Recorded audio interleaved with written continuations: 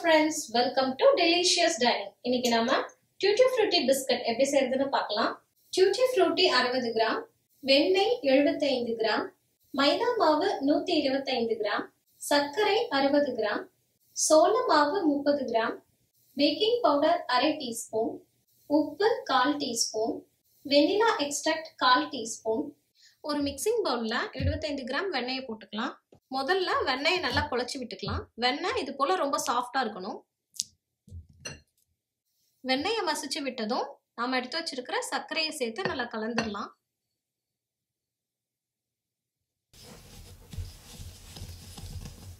சர்க்கரையை சேர்த்து கலந்ததும் vanilla extract சேர்த்துடலாம். இதுக்கு 1/4 டீஸ்பூன் போல வெனிலா எக்ஸ்ட்ராக்ட் இருந்தா போதும். வெனிலா எக்ஸ்ட்ராக்ட் சேர்த்ததும் இன்னொரு முறை நல்லா கலந்து விட்டுறலாம்.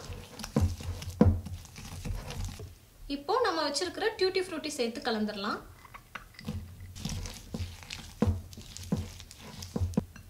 இப்போ நம்ம வச்சிருக்கிற மற்ற இன்கிரீடியன்ஸ் எல்லாத்தையுமே சேர்த்துடலாம்.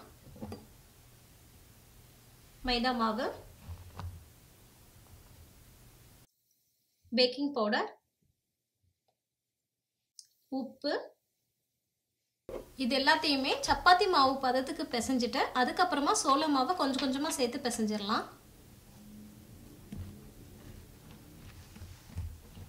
இது போல லூஸா சப்பாத்தி மாவு பதத்துக்கு பிசைஞ்சிடலாம். இதுக்கப்புறமா சோள மாவை கொஞ்சம் கொஞ்சமா சேர்த்து பிசைஞ்சிடலாம். சோள மாவு வந்து ஆப்ஷனல் தான், வேணும்னா சேர்த்துக்கலாம் இல்லைன்னா விட்டுறலாம். சேர்த்துட்டா ரொம்ப கிறிஸ்பியா இருக்கும் பிஸ்கட்டை.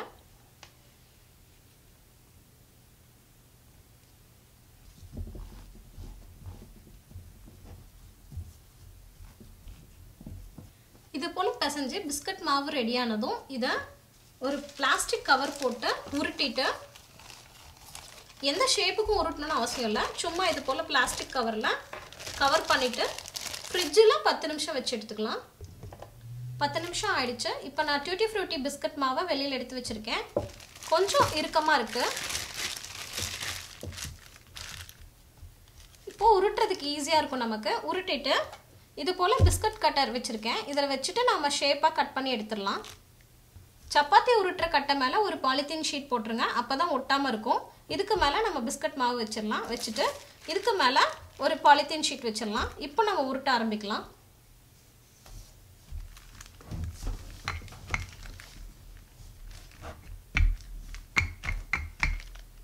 எல்லா பக்கமுமே சமனா குழி இல்லாத அளவுக்கு நம்ம உருட்டிக்கலாம்.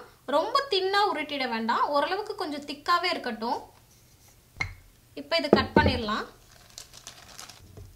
நம்ம உருட்டிட்டு கட்டர் வச்சு கட் பண்ணிவிட்டு அந்த ஷேப் எடுக்கும்போது சில சமயம் வராமல் கூட போகும். அதனால் மேலே லைட்டாக சோள மாவை உதுத்துட்டு ஒரு முறை நல்லா தேய்ச்சி விட்டுடலாம்.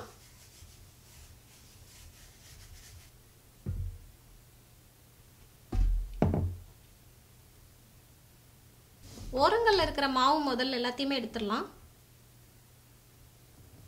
ஓரங்களில் இருக்கிற மாவு எல்லாத்தையுமே எடுத்துட்டு அந்த ஷேப் இருக்கு இல்லையா, அதை கையில் எடுக்க ட்ரை பண்ணாதீங்க, ஏன்னா குழஞ்சிரும். அதனால் ஒரு கத்தி அப்படி இல்லைனா ஸ்பூன் அப்படி இல்லைனா இது போல் ஷார்ப்பான ஆப்ஜெக்ட் யூஸ் பண்ணி நாம் எடுத்துடலாம். பிஸ்கட் வேகும்போது கொஞ்சம் இன்னும் பெருசாகும். அதனால் பிஸ்கட் இந்த கட் பண்ணி வைக்கும்போது இடைவெளி கொஞ்சம் அதிகமாகவே விட்டுட்டு நம்ம வைக்கலாம். வச்சுட்டு அவனை 315 டிகிரி ஃபாரன்ஹீட்க்கு ப்ரீ ஹீட் பண்ணிவிட்டு நாம் இப்போ இந்த ட்ரேவை உள்ளே வச்சிடலாம். டியூட்டி ஃப்ரூட்டி பிஸ்கட் பர்ஃபெக்டாக ரெடி ஆகிடுச்சு பாருங்கள்.